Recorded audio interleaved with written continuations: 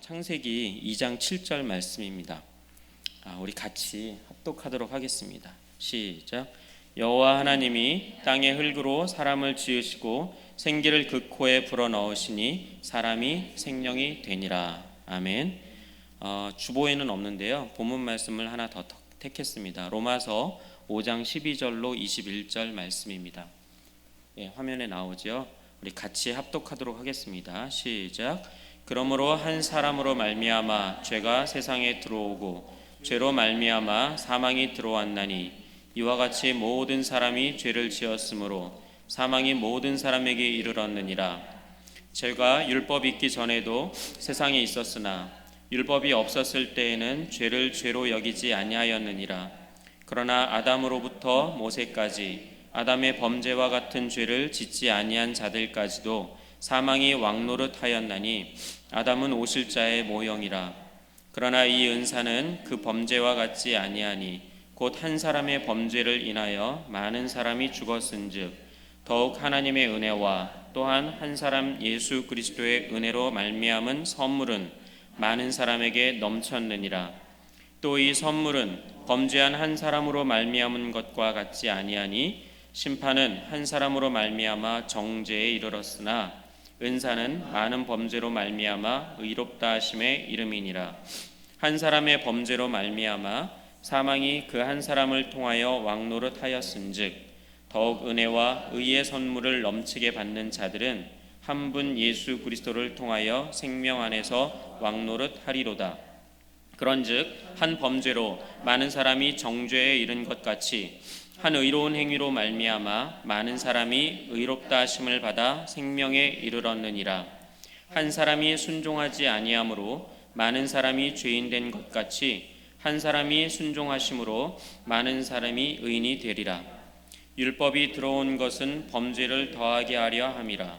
그러나 죄가 더한 곳에 은혜가 더욱 넘쳤나니 이는 죄가 사망 안에서 왕노릇한 것 같이 은혜도 또한 의로 말미암아 왕노릇하여 우리 주 예수 그리스도로 말미암아 영생에 이르게 하려 함이라.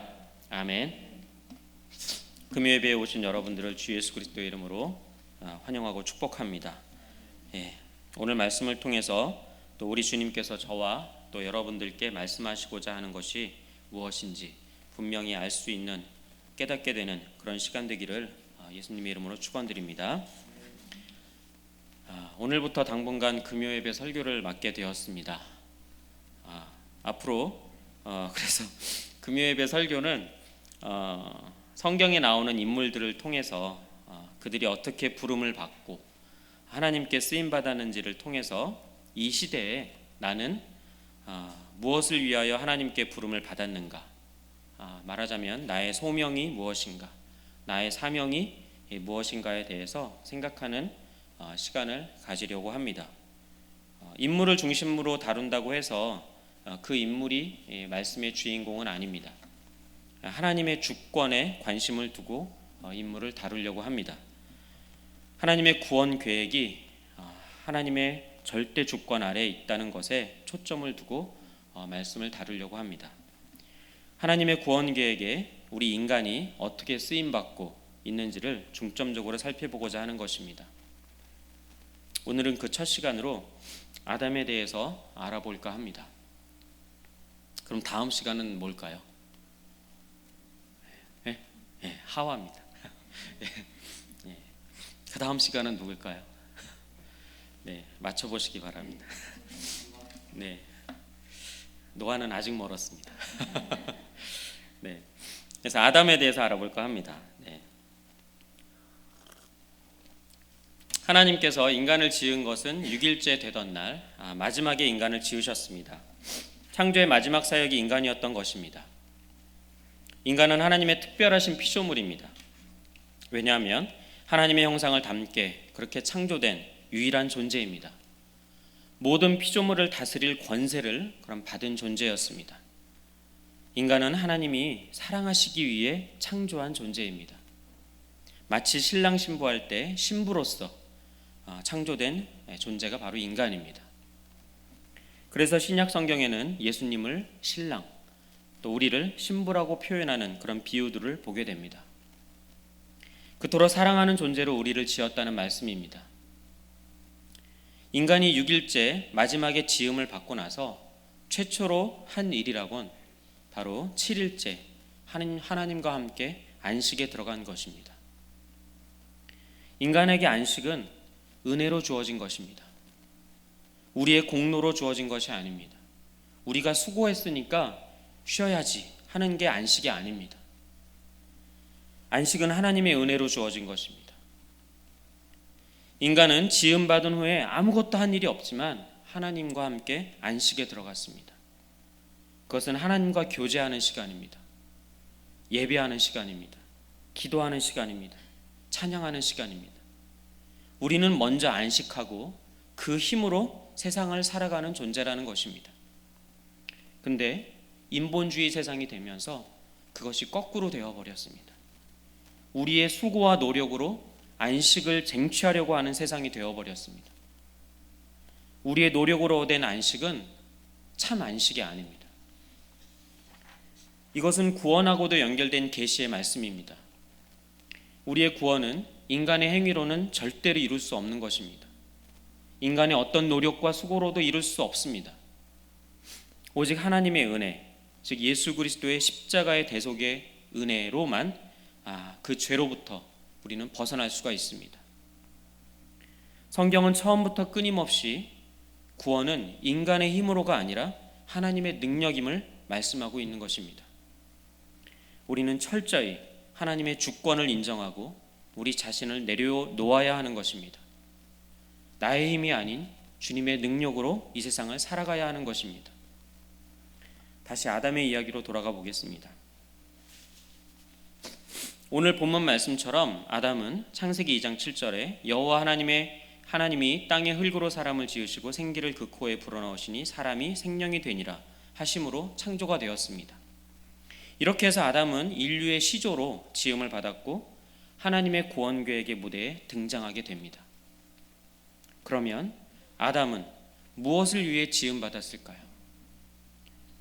우리는 아담 하면 당장 최초로 죄를 지은 사람으로 기억할지 모르겠습니다. 그래서 아담 하면 원죄만을 떠올리게 됩니다. 그래서 어쩌면 우리의 원망의 대상으로 생각하시는 분도 계실지 모르겠습니다. 아담이 죄만 안 지었으면 우리가 이 모양 이 꼴로 살지 않았을 텐데 하면서 원망의 대상으로 그렇게 생각할 수도 있겠습니다.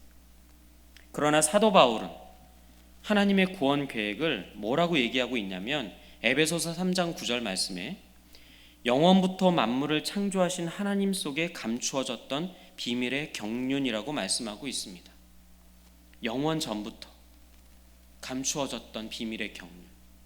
다시 말하면 고린도전서 2장 7절 말씀입니다. 곧 감추어졌던 것인데 하나님이 우리의 영광을 위하여 만세 전에 미리 정하신 것이라 이렇게 말씀하고 있습니다. 만세 전에.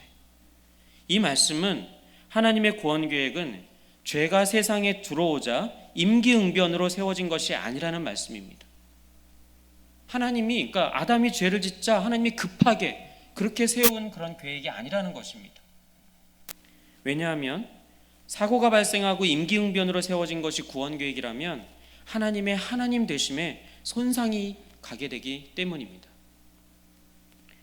이런 맥락으로 아담을 보게 되면 로마서 5장 14절에 그러나 아담으로부터 모세까지 아담의 범죄와 같은 죄를 짓지 아니한 자들까지도 사망이 왕노릇하였나니 아담은 오실자의 모형이라 하고 말씀하게 되는 것입니다.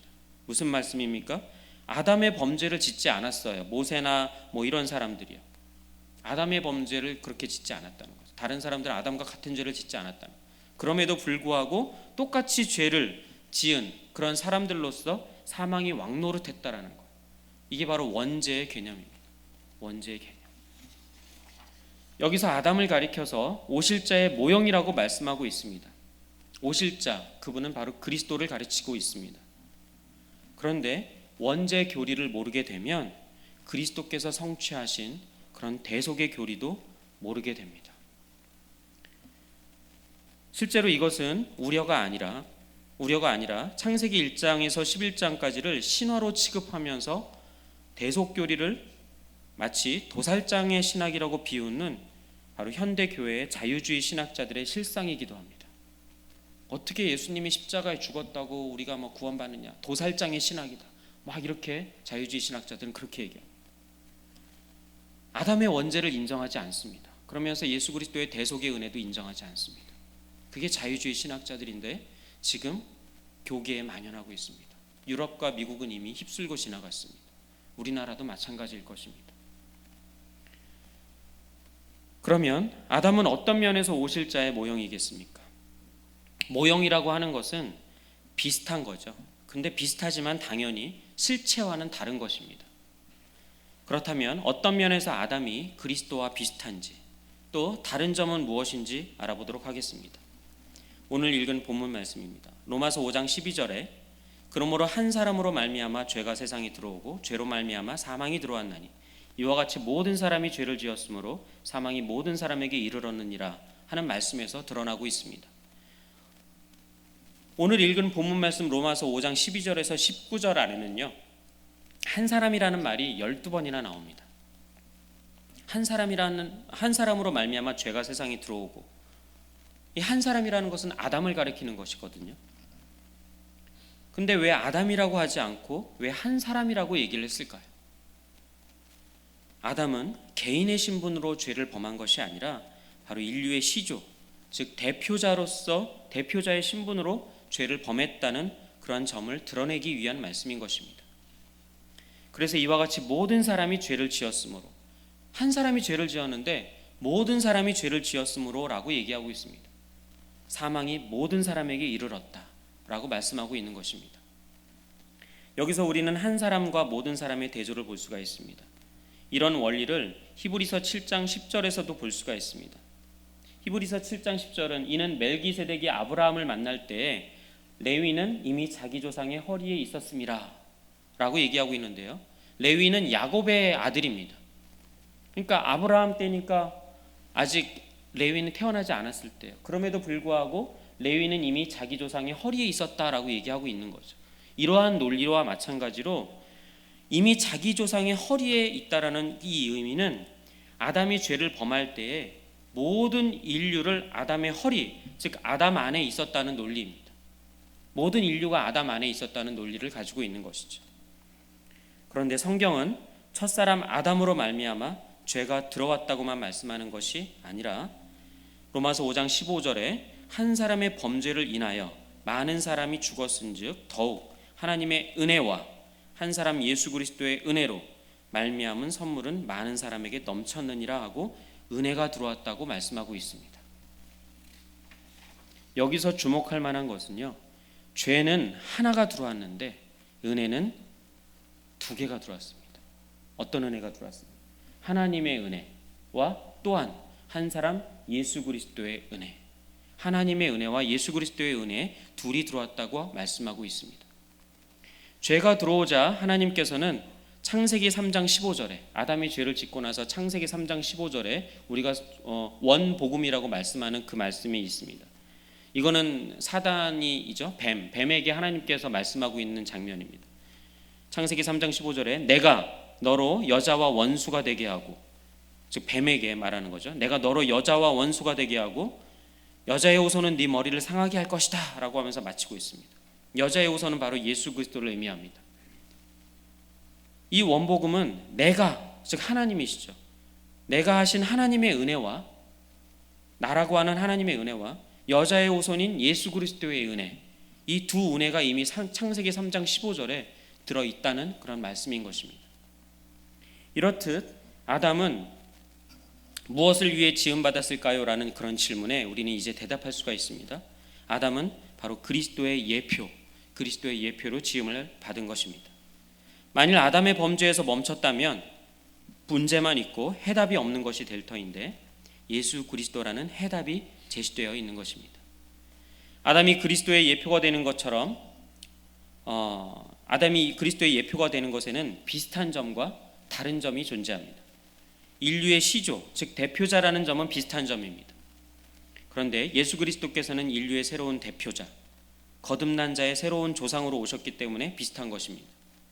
다른 점은 로마서 5장 15절에 그러나 이 은사는 그 범죄와 같지 아니하니 라고 말씀하고 있습니다. 아담과 그리스도가 인류에게 끼친 영향은 다르다고 하는 것입니다. 그럼 어떤 점에서 다른지 좀 더 살펴보겠습니다.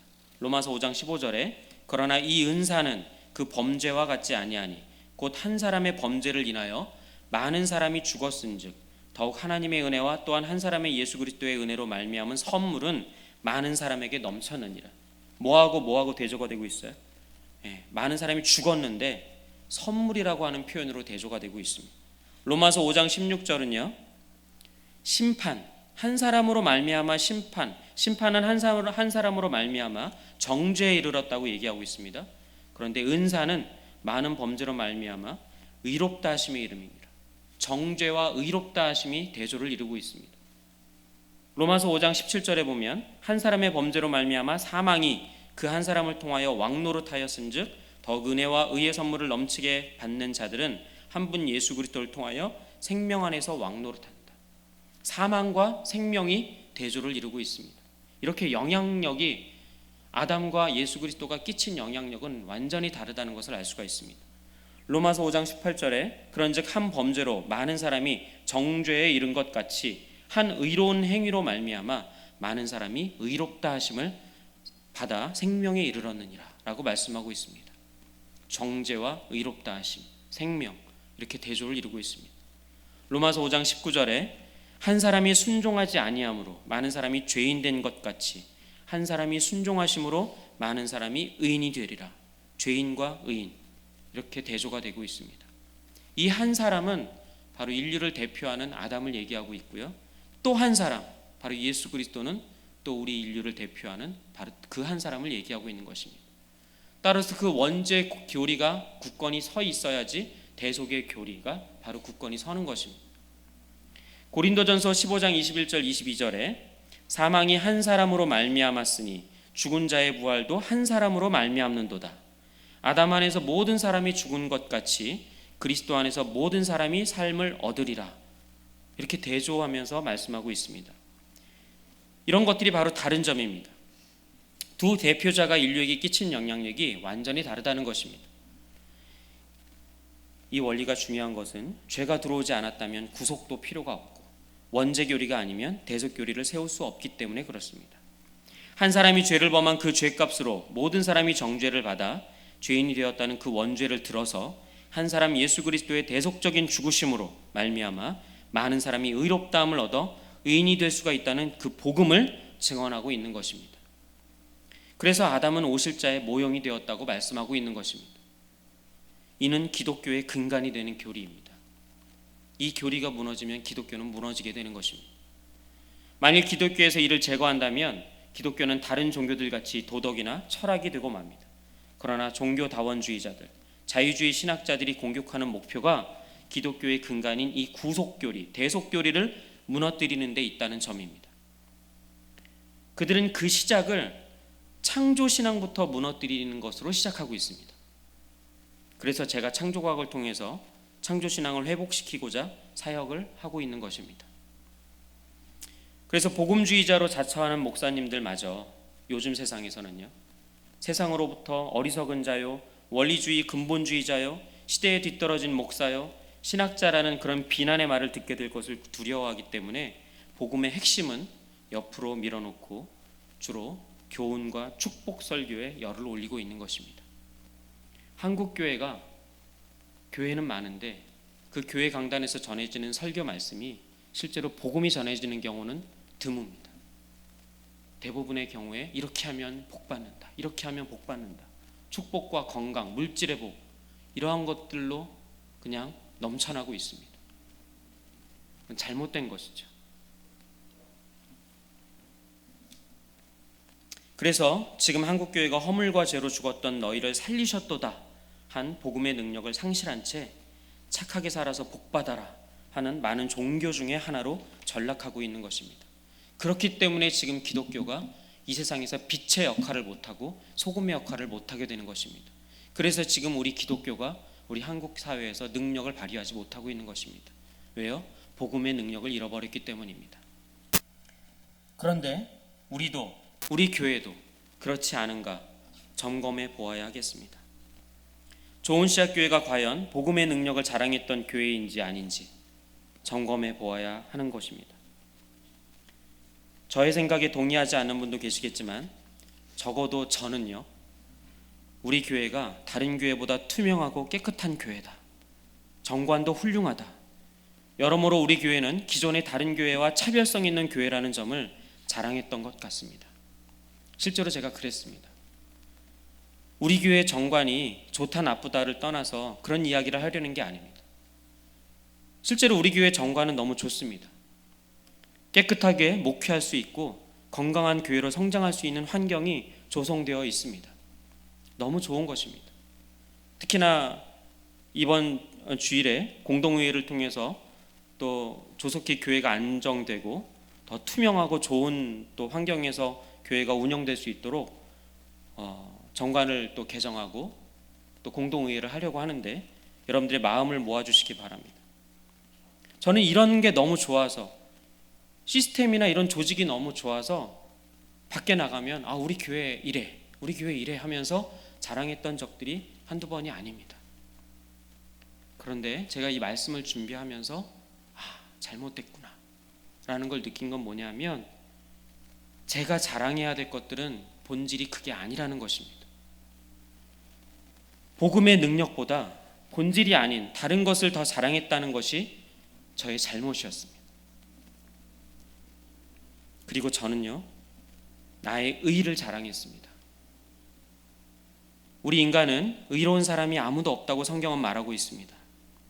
그런데 다 아시죠? 저쪽 교회에서 불의를 참지 못하고 나온 저는 저 사람들보다 의롭다는 생각을 하고 있었습니다. 아니라고 하면서도 제 마음속에 그런 생각이 자리 잡고 있었습니다. 그런 비교의식 속에서 살아왔었습니다. 하나님의 주권보다는 나의 의의가 더 중요했던 것입니다. 나의 의의가 더 드러나기를 바랐던 것 같습니다. 이번에 우리 교회에 일어난 일련의 일들을 보면서 우리 교회를 향한 하나님의 뜻이 무엇인가 하나님께 많이 여쭈어 보는 그런 시간을 기도를 통해서 가졌습니다. 누가 잘했고 누가 못했다는 이야기를 하려고 하는 것이 아닙니다. 오해하지 말고 들어주십시오. 제가 기도하는 중에 들었던 생각은, 우리가 좋은 씨앗 교회를 세워나가는 데 있어서 하나님의 주권을 인정하지 않고 우리 힘으로 뭔가 해보려는 생각이 강했다는 생각이 들었습니다.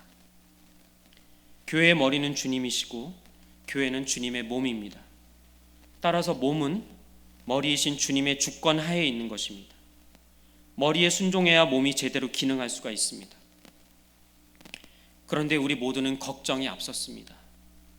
신임 불신임 양측 다 걱정이 앞섰습니다. 그래서 주님을 100% 신뢰하지 못하고 우리가 원하는 방향대로 교회를 이끌어가기 위해서 각자 방법대로 뭔가 하려고 했던 것은 아닌가 생각해 보게 됩니다. 그러나 어찌 되었던 간에 중요한 것은 모든 결과는 주님의 주권하에 있다는 것입니다. 교회에 위기가 찾아오는 것은 누구의 탓이 아니라 내가 하나님을 100% 신뢰하지 못하는 믿음 없음에서 시작되는 것입니다. 그 믿음 없음이 바로 틈을 만듭니다. 그 틈에 바로 마귀가 쐐기를 박습니다. 내가 교회를 만들어 가려는 데서 바로 시작되는 것인데요, 교회의 주인은 예수 그리스도, 우리의 주님이십니다. 주님 앞에 우리의 모든 생각을 복종시키고 주님의 말씀대로 순종할 때 교회는 건강해질 것입니다. 다시 아담 이야기로 넘어가 보겠습니다. 아담이 여자가 전해준 선악을 알게 하는 나무의 열매를 먹고 결국은 하나님께 불순종하는 죄를 짓고 맙니다. 하나님께서는 뱀에게 말씀하시기를, 창세기 3장 15절에 여자의 후손은 네 머리를 상하게 할 것이요 너는 그의 발꿈치를 상하게 할 것이니라 라고 말씀하셨습니다. 우리가 이 말씀을 원복음이라고 말씀하고 있습니다. 최초의 복음이라는 뜻이죠. 최초의 복음. 여기서 여자의 후손은 예수 그리스도를 의미합니다. 여자의 후손이 뱀의 모습을 한 사단의 머리를 상하게 한다는 것입니다. 그것은 여자의 후손인 예수 그리스도께서 사탄을 무찌르고 승리하신다는 말씀입니다. 그런데 이 말씀을 들은 아담이 무엇을 하는지 보시기 바랍니다. 창세기 3장 20절에 아담이 그의 아내의 이름을 하와라 불렀으니 그는 모든 산자의 어머니가 됨이더라 합니다. 여러분, 하와라는 이름이요, 처음부터 지어진 게 아니었어요. 바로 이 원 복음을 들은 다음에 아담이 지어준 이름입니다. 그 하와의 이름의 뜻이 모든 산자의 어머니라는 의미를 가지고 있다는 것을 보아서는 아담이 하나님께서 말씀하신 원 복음의 뜻을 깨달았다는 것을 의미하는 것입니다. 그걸 깨달은 것뿐만이 아니라 이 말씀을 들은 아담은 기뻐했을 것입니다. 이전까지는 죄를 짓고 하나님 보기를 두려워 떠는 존재로 전락해 버렸었습니다. 아담이요, 사단의 종노릇하는 존재로 전락해 버렸었습니다. 그런데 하나님으로부터 들은 이 원복음의 말씀은 다시 회복될 길을 열어주시겠다는 그런 약속의 말씀이었습니다. 다시 회복될 수 있는 길이 열렸다는 것은 아담으로서는 기뻐하지 않을 수 없는 일인 것입니다. 그래서 그 전까지는 여자여 여자여 했는데 그 여자, 자기 아내에게 하와라는 이름을 지어주는 것입니다. 모든 산자의 어미가 될 거라는 것. 죄의 삭은 사망인데 자기 아내의 이름을 산자의 어미라고 지어주고 있는 것입니다. 우리에게도 마찬가지입니다. 하나님께서는 우리를 회복시키려는 분명한 계획을 갖고 계십니다. 성경 곳곳에 이스라엘이 죄를 짓고 심판을 경고받고 또 심판이 실제로 임합니다. 그럼에도 불구하고 하나님은 언약 백성들에게 회복을 약속하시는 것이 바로 성경의 이야기입니다. 회복시키실 주님을 믿음으로 우리는 나아가야 하는 것입니다. 그러려면 우리는 분명하게 예수 그리스도의 십자가 앞에 서야 됩니다. 따라서 아담은 오실자의 표상으로 최초로 복음을 들은 사람이요, 원 복음을 이해한 사람이요, 후대에 그 복음을 전해준 사람이요, 그리고 복음을 듣고 기뻐한 사람으로 세움을 입은 것입니다. 뿐만 아니라 아담은요, 창세기 3장 10절에 이르되 내가 동산에서 하나님의 소리를 듣고 내가 벗었으므로 두려워하여 숨었나이다. 그러니까 아담과 하와가 죄를 짓고 하나님께서 찾으시잖아요. 그랬을 때 숨어 있었어요. 그래서 어디 있느냐 했더니 아담이 이렇게 말씀하고 있는 장면입니다. 두려워하여 숨었다고 했습니다. 왜요? 벗었으므로 두려워하여 숨었다. 벗었다는 것은 아담이 죄인이 되었음을 깨달았다는 뜻입니다. 그냥 벌거벗었다는 뜻이 아니라. 그런데 아담은 자기가 벗었음을 깨닫고 무화과 나무 잎을 엮어 치마를 삼았습니다. 이것은 단순히 벌거벗은 자기 몸을 가리는 행위가 아니라 자기의 죄를 덮어보려는 인간의 행위가 드러난 것입니다. 그 다음 아담의 행위에서 보면 알 수가 있습니다. 하나님께서 물으셨을 때 아담에게, 아담은 자기의 죄를 하나님께서 지어주신 여자 때문이라고 하면서 책임을 하나님께 돌립니다. 우리도 죄를 지으면 본능적으로 변명하고 자기의 책임을 남에게 떠넘기고자 하는 그런 시도를 하는 것을 자주 보게 됩니다. 그러나 인간의 죄는 인간의 힘으로는 해결할 수 없는 문제입니다.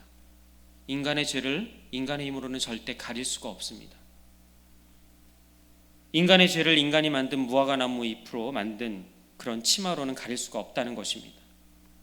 그런데 그때 하나님께서는 창세기 3장 21절에 여호와 하나님이 아담과 그의 아내를 위하여 가죽옷을 지어 입히시니라 라고 말씀하고 있습니다.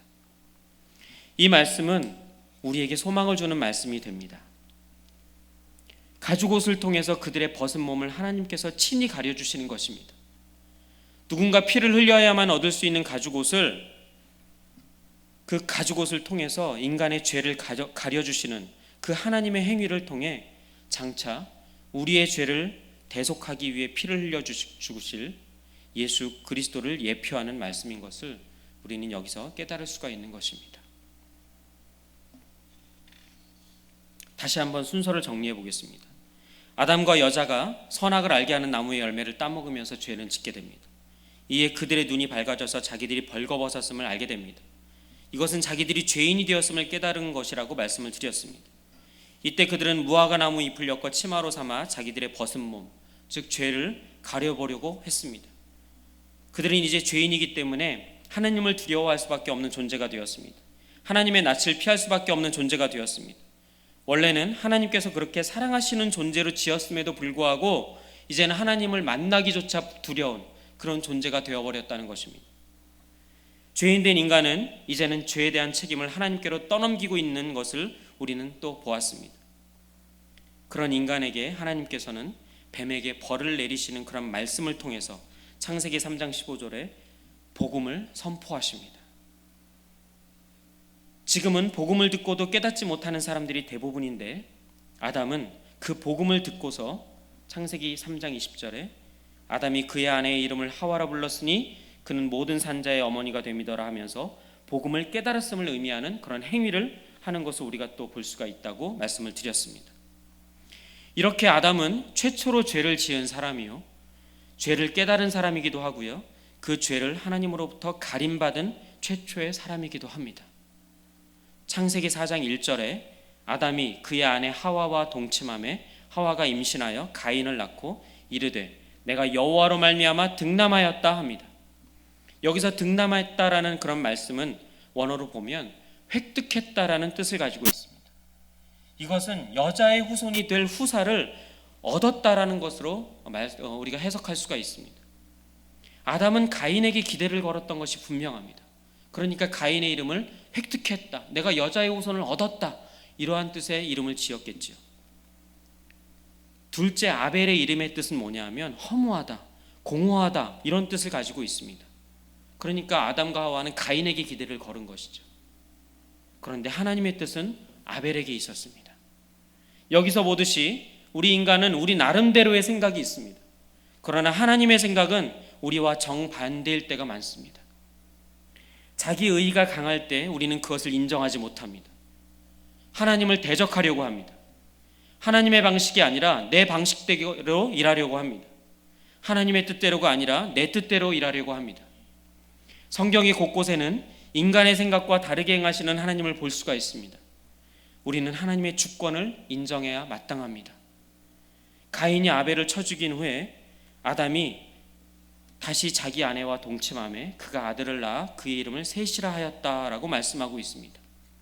셋이라고 하는 뜻은 대신이라는 뜻입니다. 창세기 4장 25절에 이는 하나님이 내게 가인이 죽인 아벨 대신에 다른 씨를 주셨다라고 하는, 여기서 다른 씨는 무슨 씨예요? 여자의 후손이 태어날 다른 씨를 주셨다라고 하는 아담의 신앙 고백적인 그런 말씀인 것입니다. 아담은 하나님께서 여자의 후손은 네 머리를 상하게 할 것이요, 그러니까 사탄의 머리를 상하게 할 것이요 라고 하신 그 선언을 알았고 믿었고 마음에 간직하고 있었다는 그런 증거들입니다. 그리고 아담은 하나님께서 선언하신 바를 이루실 것을 확신하고 있었음을 드러내는 말씀인 것입니다. 이처럼 아담이 원복음을 인식하고 계승하였다는 점이 첫째로 창세기 4장 4절에 아벨은 자기도 양의 첫 새끼와 그 기름으로 드렸더니 한 희생제사와 창세기 4장 26절에 셋도 아들을 낳고 그의 이름을 에노스라 하였으며 그때 사람들이 비로소 여호와 이름을 불렀더라 한 말씀에서 나타나고 있습니다. 그래서 여자의 후손의 계보가 아담과 셋과 에노스로 이어져 내려왔음을 말씀해 주고 있습니다. 이것이 신약 성경에 등장하는 그 위는 에노스요, 그 위는 셋이요, 그 위는 아담이요, 그 위는 하나님이시니라 하는 누가복음에 나오는 그 그리스도의 족보와 일치하고 있는 것입니다. 말씀을 정리하겠습니다. 하나님께서는 아담이 인류의 시조요, 대표자로서 죄를 범하여 그 죄값으로 모든 사람이 정죄에 이르고 사망 아래 있게 된 원죄를 들어서까지도 또 한 사람인 예수 그리스도를 통해서 천하 만민을 구원하시려는 원복음, 즉 대속교리를 계시하고 계셨던 것입니다. 그래서 아담은 오실자의 모형이라고 하는 것입니다. 우리도 때로는 실수하고 죄를 짓습니다. 그러나 하나님께서는 그 상황을 반전시키셔서 하나님 자신의 구원 계획을 성취시켜 나가실 것입니다. 주님 다시 오실 그날까지 교회를 통해서 하나님 나라는 확장될 것입니다. 그렇다면 우리 한 사람 한 사람은 무엇을 위해 세움받은 것입니까? 십자가 대속의 은혜를 입고 새로운 피조물이 되어 하나님의 자녀된 우리는 이제는 다시 오실 예수 그리스도를 증거하는 사람으로 살아야 하는 것입니다. 십자가 대속의 은혜 가운데 굳건히 서서 다시 오시겠다는 예수 그리스도의 약속의 말씀을 믿고 세상에 나가 복음을 전파하고 우리의 자녀들에게 복음을 계승하는 삶을 사는 것이 우리가 세움받은 목표라는 것입니다. 그렇게 부르심 받은 자들의 모임이 바로 교회입니다. 교회는 그리스도의 몸입니다. 교회는 신랑 되신 예수 그리스도의 신부입니다. 신부는 정결해야 합니다. 신부는 거룩해야 합니다. 다시 말하면 구별되어져야 한다는 것입니다. 결혼식에 가보면 누가 신부인지 한눈에 구별되는 것처럼 말입니다. 우리는 부르심받은 그 사명대로 잘 살고 있습니까? 거룩하게 구별된 삶을 살고 있습니까? 에덴 동산에서 죄를 지었지만 원복음의 말씀을 듣고 깨닫고 믿고 계승했던 아담처럼 우리도 그 사명을 다하고 있느냐 말씀입니다. 이 시간 아담 이야기를 통해서 알게 된 복음의 진리를 깨닫고 믿고 계승하는 여러분들 되시기를 이 밤에 예수 그리스도의 이름으로 축원드립니다.